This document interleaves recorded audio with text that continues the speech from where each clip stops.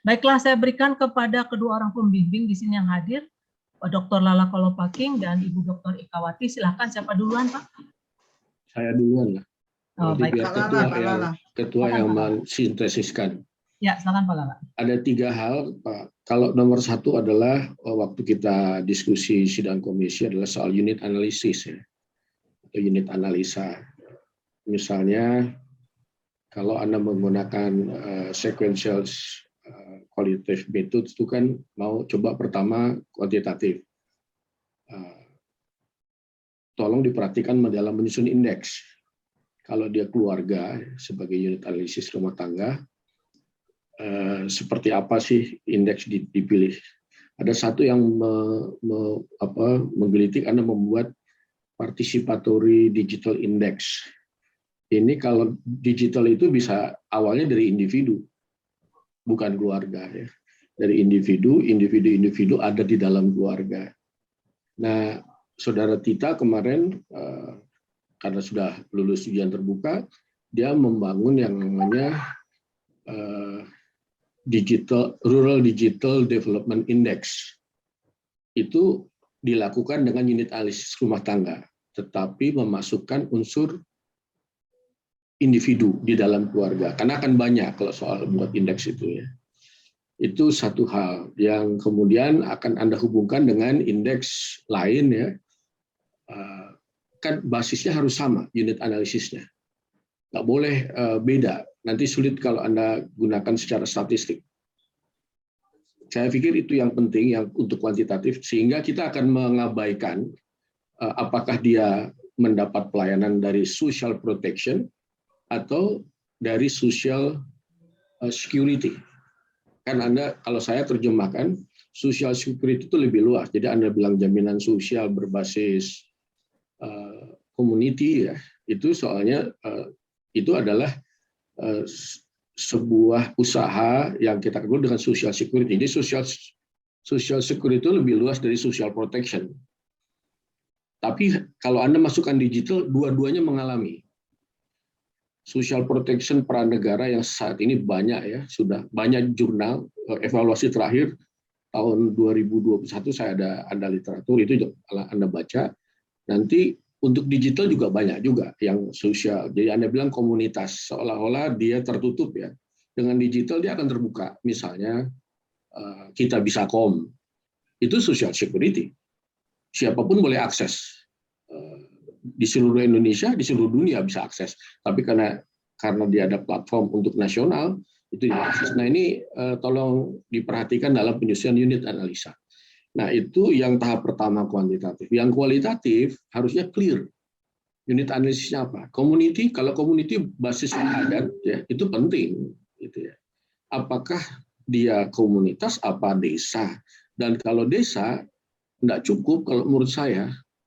Ya, karena dia kalau komunitas tidak cukup, mungkin desa, karena dia harus punya network keluar, boleh ke kabupaten, ya, ke provinsi, bahkan ke nasional. Nah ini menjadi penting kalau menurut saya soal unit analisis. Dalam diskusi kita sebutkan multi analisis sampling lah ya. Unit analisis ya, multi unit analisis ini saya pikir boleh jadi temuan kalau Anda melakukan dengan baik ya. Yang kedua adalah tolong konsep tentang social security dan social protection itu clear ya. Karena undang-undang kita pakai perlindungan sosial, itu peran negara. Jadi disebut itu kan bicara welfare state konsep. Tapi welfare state konsep sudah berubah ya. Berubah, kita ada investasi sosial, social investment. Jadi peran swasta sangat tinggi di situ. Nah ini undang-undangnya belum nyandak gitu. Undang-undangnya belum nyandak karena digital kan belakangan berkembang. Nah itu juga harusnya Anda ulas dengan baik karena Anda memasukkan era digital di situ ya. Terakhir yang ketiga, saya belum melihat janji novelty-nya. Kalau menurut saya dengan pola unit multiple unit analisis, saya punya hipotetik peran negara yang lebih besar dibanding dengan Anda sebutnya jaminan sosial. Ya. Kalau saya community social security, ya. Itu satu. Tetapi novelty-nya kemudian adalah tadi negara mau tapi nggak mampu. Jadi kebanyakan keinginan tapi nggak punya tenaga. Sementara yang di community dia sudah pudar. Artinya apa? Korbannya adalah orang-orang yang rentan. Itu belum ada orang bilang begitu loh. Gitu, Pak Sepri. Jadi novelty-nya hipotetik lah ya. Tadi Bu Mala bilang, ini hipotetiknya belum ada. Kalau menurut saya ini hipotetik yang dibangun ya. Yang satu mau masuk tapi nggak mampu, ya. Yang satu lagi sudah mampu, tapi karena dia masuk mudar gitu.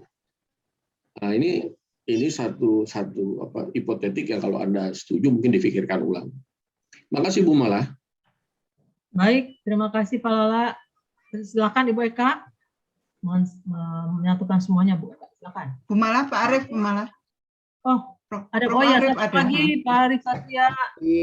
Selamat pagi Pak. Ya, mungkin gimana Bu Eka, apa Pak Arief dulu yang berikan Ya, komentar? Pak Arief aja dulu. Ya, silakan, Beliau Pak. lagi kabur dari Rapim soalnya. Ini selamat pagi nih Pak Rektor sudah bersedia hadir. Ya, baik, terima kasih Pak Lala, Bu Eka, dan Bu Mala.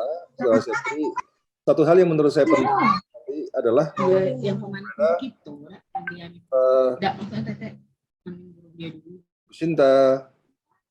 Bu Sinta bisa di mute. Host, ada host nggak ini? Nggak ada hostnya ya? Ada sebentar. Jadi sekalian, hal yang penting sampaikan Pak Lala itu misalnya. itu penasaran Sini macam di Dio bukan semua laki-laki itu kayak Dio. Kan host bisa menutup kan, bisa memute kan? mana Bisa, sudah saya mau. Baik, Bu sekalian, Mas Yati, yang penting tadi Pak Lala sudah address kaitan dengan soal social protection dan social security. Tapi minimal, kan Anda ingin mencoba untuk membandingkan ya, bagaimana lokal dan yang dibuat oleh pemerintah itu kira-kira akan seperti apa.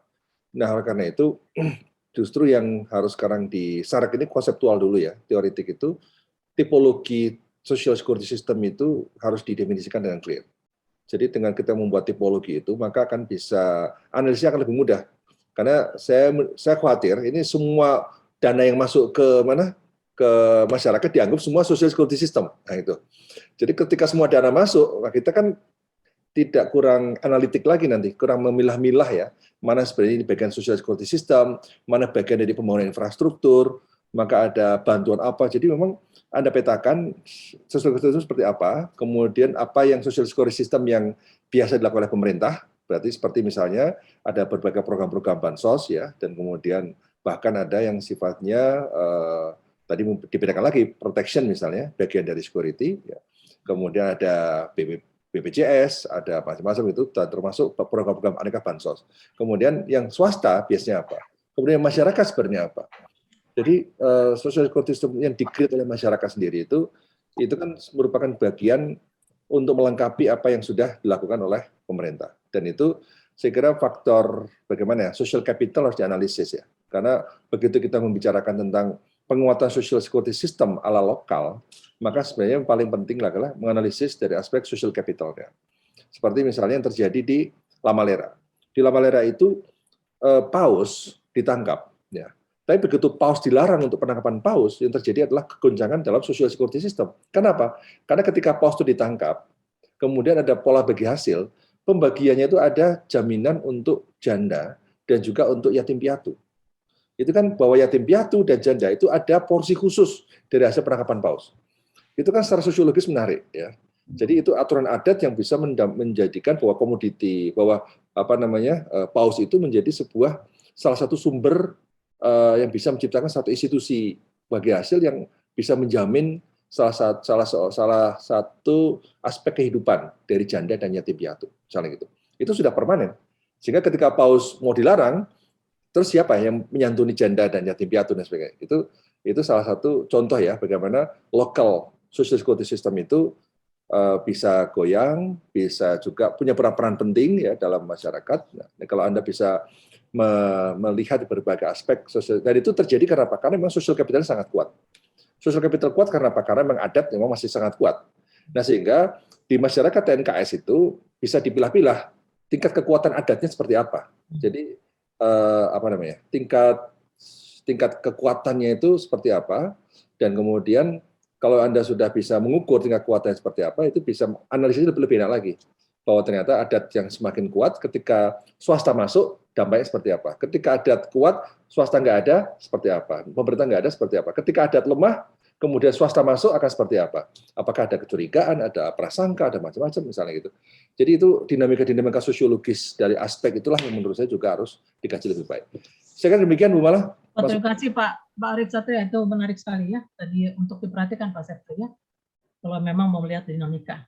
Baik, terima kasih Pak Rektor. Silakan Ibu Ekawati.